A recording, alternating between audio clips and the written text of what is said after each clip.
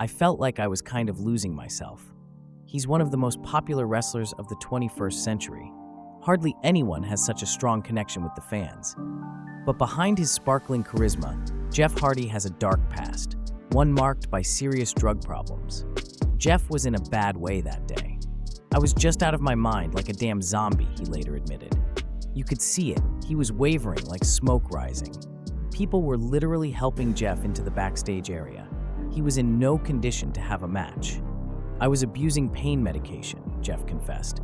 "When I go back and watch that footage now, it just makes me sick." Time and again, he sought professional help, and time and again, he relapsed. Jeff Hardy drove drunk, got arrested, put opponents' lives in danger in the ring, and was shocked by his own negligence, but he couldn't seem to stop. "I was being a very selfish person," he admitted. In 2022, the Highway Patrol arrested 44-year-old Jeff Hardy in Cameron, North Carolina for DUI, his third in 4 years. People began to question him. "Why are you doing this? Why are you choosing drugs over your career?" Jeff Hardy's drug problems are worse than many realize.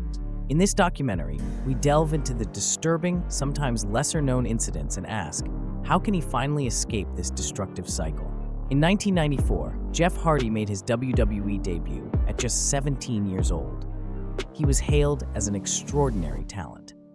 4 years later, Jeff and his brother Matt signed long-term contracts and became key figures in WWE's Attitude Era with daring stunts and groundbreaking in-ring action. Jeff practically grew up in the wrestling business, exposed to its darkest sides, drugs, alcohol, and steroid abuse, all commonplace in the locker rooms of the 90s. Jeff purchased alcoholic beverages and was later witnessed committing traffic violations. As a result, the police stopped him. Jeff admitted to having had 2 glasses of vodka. However, something even more noticeable was his bloody nose. Detectives discovered that it stemmed from a fight between Jeff and his wife earlier that evening. Jeff had clearly drowned his marital frustrations in alcohol. WWE officials viewed such scandals with suspicion. Jeff's brother, Matt Hardy, feared for his own position since he was directly associated with Jeff. An argument broke out between them, but Matt and Jeff resolved it quickly, as they always did. However, Matt's wife, Rebe, lashed out on Twitter, saying Jeff's wife should help her husband get his life together and prevent him from driving in an impaired state on roads where she travels with her children. Jeff was about to kill himself, or maybe someone else. For WWE officials, including Vince McMahon and Triple H, it became clear that Jeff couldn't afford another scandal. He was on thin ice, and any further unprofessional behavior or negative headlines would lead to his termination. Despite this precarious position, Jeff managed to pass drug tests and keep his life in order for 2 years, until December 4th, 2021. On that evening, WWE was in Edinburgh, Texas. 10 years had passed since Jeff Hardy's infamous drug scandal during a match against Sting. The evening held the potential to end just like it did back then. When Jeff's entrance music played, fans cheered enthusiastically, particularly longtime supporters eager to see him live. However, when Jeff emerged, he seemed slow, cautious, and intoxicated, as if searching for something to steady himself. As he walked to the ring, Jeff tried to mask his condition. But by the time he was tagged into the match by his partner, Drew McIntyre, there was no doubt Jeff Hardy was wrestling under the influence once again. Various theories about that evening circulated. Some said it was alcohol, others speculated about harder drugs. Rumors suggested Jeff had also taken painkillers to cope with a leg injury, his limp during the entrance being evidence.